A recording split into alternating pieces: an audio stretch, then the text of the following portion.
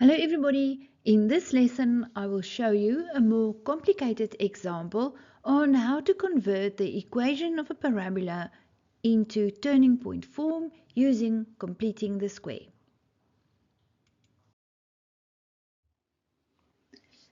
Let's do another example.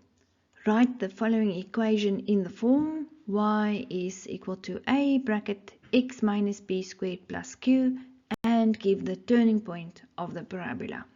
And then I give you the equation y is equal to minus 3x squared minus 2x plus 1. So step 1, make x squared's coefficient plus 1 by taking out a common factor. So now it's the minus 3 that you will take out, and you're left with round bracket x squared. And when you take out a minus 3 here on the minus 2, then it becomes plus 2 over 3x. And when you take out minus 3 there, it becomes minus a third. Step 2. Well, before we get there, see what happened. I wrote minus 3 and then x squared plus 2 over 3x. I write that one together and I leave a little gap and I take the minus a third and I write it there on its own.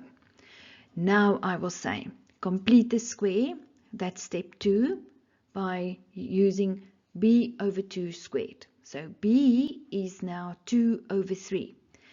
And then can you see what happened there? When you multiply by a half, it's exactly the same as divide by 2. So because 2 over 3 is a fraction, I said 2 over 3 times a half squared. And now 2 and 2 will cancel and I'm left with a third squared, which is a ninth. Now the question says step 3, balance by subtracting the constant. So that means inside that round bracket there you're going to add a ninth, but on the minus a third you will subtract a ninth. And then step 4, find the perfect square. You will find the perfect square there. So it becomes y is minus bracket x plus a third. Remember, what goes inside the bracket is what used to be there.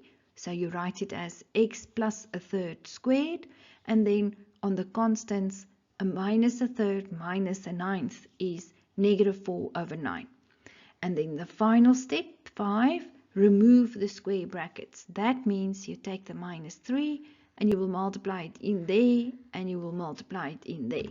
And it becomes y is minus 3 bracket x plus a third squared plus 4 over 3. And then the turning point is p and q's value, but be careful with p, the x coordinate, it will be minus a third and positive 4 over 3.